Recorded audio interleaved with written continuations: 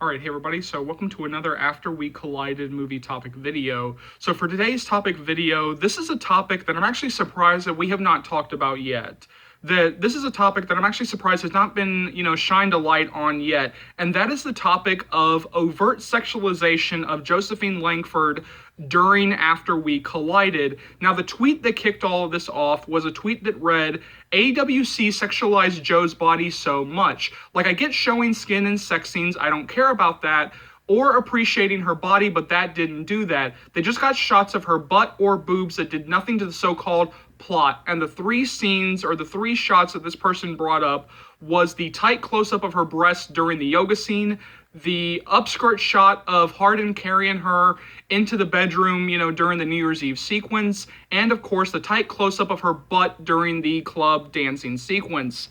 Now, the reason why I wanted to make this video is because I'm seeing a lot of twisting going on. I'm seeing a lot of people who are trying to wipe away real, legitimate criticisms. Yes, the overt sexualization of women in media has long been a problem. And yes, the industry is making strides. They are making changes, but it's not coming fast enough because there are still plenty of films that fall into this trap.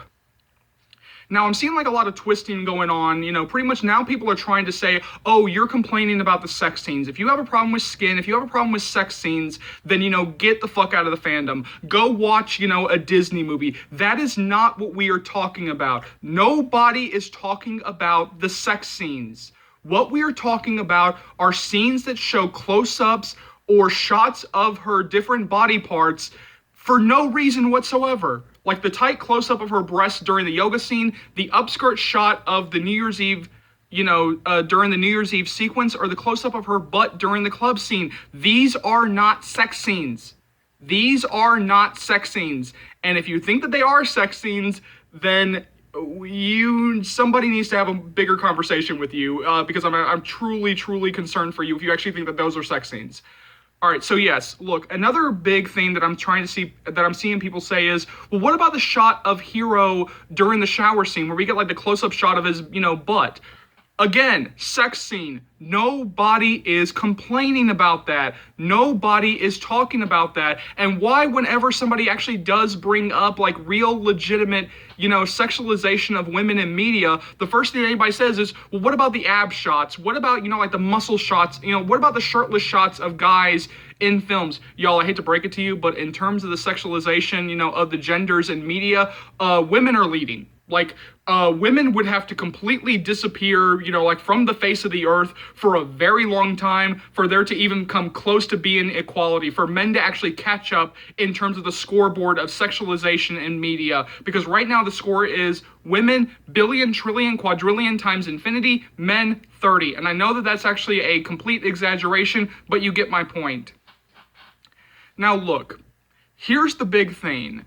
When you look at the first film versus the second film, in the first film, I don't remember any shots like this.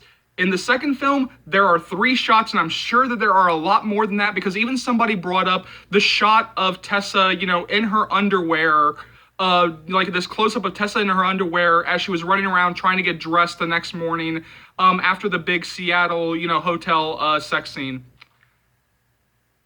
The big difference between the first film and the second film is the director, is the gender of the director. And when you have a male director, you're more likely to actually see shots like this versus when you have a female director. And again, look, y'all, these are real legitimate criticisms. These are criticisms that people have been talking about for a very, very, very long time. And before you make the argument that, oh, the first film was PG-13, the second film is R, like, what do you expect? Listen to me. One of the franchises, actually 2 franchises, that is notorious, and I mean notorious, for doing shots like this on women is Transformers and Fast and Furious. And I hate to break it to you, those 2 franchises are PG-13. So if they wanted to do these shots in a PG-13, they still could. But did they? No. Because you're more likely to see this, with a male director versus a female director, because the female directors know there's no goddamn reason for these shots to be in the film. There's no reason to see a tight close-up of her breast, as she's lifting up right before Harden says, did anyone ever tell you you have the most amazing bum? There's no reason for that shot. You did not need such a tight close-up. You could have done it like in a medium close-up. You did not need her breast right there at your face. Nor did you need the upskirt shot as Harden carries her into the room during New Year's. You did not need that shot. You could have shot that 15 million different ways. Or the shot of her just like getting like a tight close-up of her ass during the dancing, club sequence. You did not need that shot. There are plenty of times when we see club scenes where you do not get that shot. And yes, that is the big difference. That women know you do not need these shots in the film. That there's no reason to have these shots in the film. And I'm willing to bet everything in the world that when it comes to After We Fell and After We're Happy, you're not going to get shots like this. I can bet everything in the world that that's not going to happen. And why? Because now we're back with a female director. Because that's the big difference. That women know that you do not need these shots. That these add nothing to the plot. That these add nothing.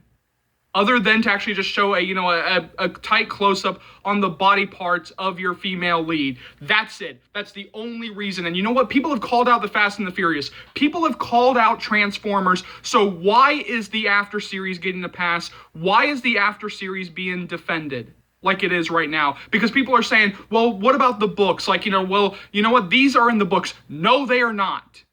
No, they are not. There is not a single moment in the books where it says tight close-up of Tessa's breast during the yoga scene, or upskirt shot, as Harden carries her into the New Year's Eve, into the frat house bedroom, or a tight close-up of her ass as she's dancing. These are not in the books.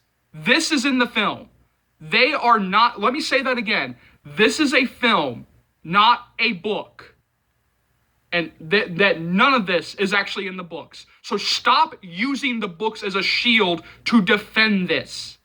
Please, for the love of all that is holy, stop using the books as a shield. Because I'm sure that even Anna Todd would tell you this is not in the books. That that I'm not the biggest fan of Anna in the world, but even she will tell you this is not in the books. That this right here, that these shots that that this tweet is talking about are not in the books. So stop using the books as a goddamn shield. And stop telling people when they have real, legitimate criticisms that, oh, if you don't like it, go somewhere else. Because no, this is a real, legitimate conversation. Nobody is complaining about the sex scenes. Nobody is talking about the sex scenes, and yet you want to twist this and switch this around to make it look like people who are legitimately have criticisms about this are talking about the sex scenes just to wipe away all criticisms. And stop bringing up Hero. Because again, that is during a sex scene. That is part of the sex scene. These scenes are not a part of a sex scene. Seeing a tight close-up of her breasts during the yoga scene, seeing an upskirt shot of Harden carrying her into the bedroom, during the New Year's Eve, sequence, and a tight close-up of her butt during, while she's dancing at the club, those are not sex scenes. And again, if you think that they are, then we need to have a much bigger conversation. Then somebody in your life needs to have a much bigger conversation with you. And I'm sorry for yelling about this, but these defenses have really, really, really pissed me off over the last 24 hours. That it has really pissed me off that people are legitimately trying to have a real conversation that people have been having for a long fucking time. I mean, this is nothing new. The sexualization of women in media, this is nothing new. This is a conversation that people have been having, since the beginning of time, since the first time that, the first film came out. Like, people have been having this conversation. And you know what? If people, just sat there and shut up and took it, guess what? We would still be seeing ridiculous Super Bowl commercials where you need sex to sell a car or a beer or a, burger. You don't need all that. And these companies are proving that time and time again when they put out normal commercials during the Super Bowl. So yeah, if people just sat back and took it, guess what? We would still be seeing, terrible commercials during the Super Bowl. We would still be seeing, ridiculous commercials during the Super Bowl. But people used their voices, they stood up, and guess what? Now I can't think of a single time when we're still seeing that shit. So jump down to the comment section below, let me know what you think. As always, thank you so much for watching. Thank you so much for your continued love and support. As always, remember, if you like what you see here and you want to see more, go ahead and hit that subscribe button, and let's go through all the stuff that you'll be able to find on this channel right now. So I'll be bringing you guys constant updates on After We Fell and After We're Happy. You guys are going to be so updated that you'll be begging me to stop the updates.